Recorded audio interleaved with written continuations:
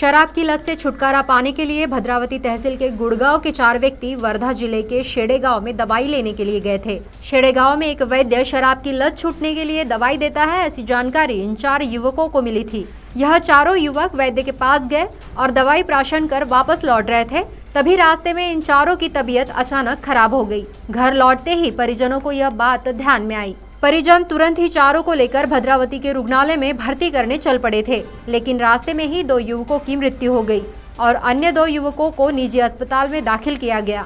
मृतकों के नाम सहयोग सदाशिव जीवतोड़े उम्र 19 वर्ष तथा प्रतीक घनश्याम दडमल उम्र 26 साल जो कि गुड़गांव के निवासी है तथा सदाशिव पूंजाराम जीवतोड़े उम्र 45 वर्ष और सोमेश्वर उद्धव वाकड़े उम्र 35 वर्ष इन पर इलाज चल रहा है।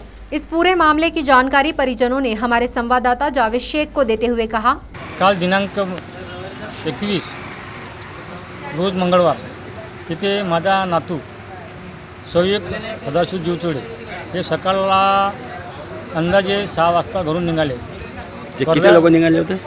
गाडीमध्ये ते 6 लोक गेले। अच्छा 6 पैकी 4 लोकांनी ते दारूशिवाय औषध घेतली। अच्छा औषध घेतल्यानंतर ते त्यांनी सकाळला मला वाटतं ते अंदाजे 9 ते 9:30 वाजता त्यांनी औषध घेतली। अच्छा अंदाजे हो टायमिंग नंतर ते त्यांना औषध दिल्यानंतर ते चंद्रपूर आपल्या इथे आले, वडेगाव चोरा वडेगावला आले, राहते गावी राहते गावी आले। हां वर्धा जिल्ह्यातील तो एक शेडगाव म्हणून आहे। हां काय नाव त्याच्या हकीमच्या? शेडकी आहे शेडकी। अच्छा हां त्यांनी काय दिले त्यांना? त्यांना ते एका पुडीमधील त्यांनी त्या एका ग्लासात पाणी टाकून औषध दिलेलं आहे। हां औषध दिल्यानंतर ते त्याला काही वेळानंतर थोडी गुंगी आली। अच्छा गुंगी आल्यानंतर त्याला तो पाणी वगैरे पाजलं माझ्या पुतण्याने त्याला। हां नातू माझ्यासोबत होता। अच्छा पुतण्या पण होता। पुतण्या माझा तो आता दवाखान्यामध्ये ॲडमिट आहे। अच्छा सदाशिव पुंजाराम जीवतोडे हो शिंदे डॉक्टर शिंदे यांच्याकडे ॲडमिट आहे। हां तो पण सध्या होस्टमध्ये नाही। शेळकेच्या महाराजांनी औषध दिलेली आहे, त्यांच्या दिलेल्या औषधामध्ये 4 लोकांनी औषध घेतली होती, त्याच्यापैकी 2 लोके दगावल्या गेली आणि एक काही व्यवस्थित थोडा साधारण एक अजूनही दवाखान्यात ॲडमिट आहे। अच्छा तर आता तुमचं काय म्हणणं आहे?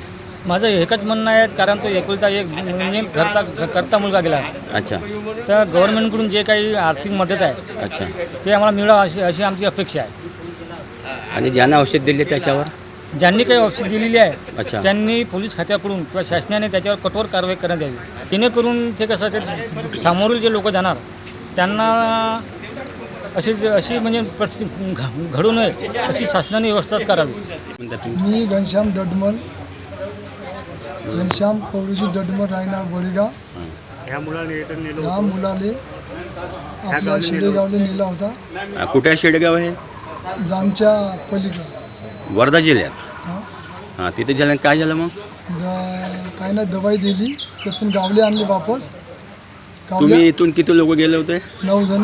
काय जण गेले होते? कमांडरनं तर तिथं तुम्हाला त्यांनी कायची औषध दिली? औषध दिली, झाडीमुळीची दवा दिली पाण्यामध्ये। हां तर त्यांनी औषध घेतलं का त्याने?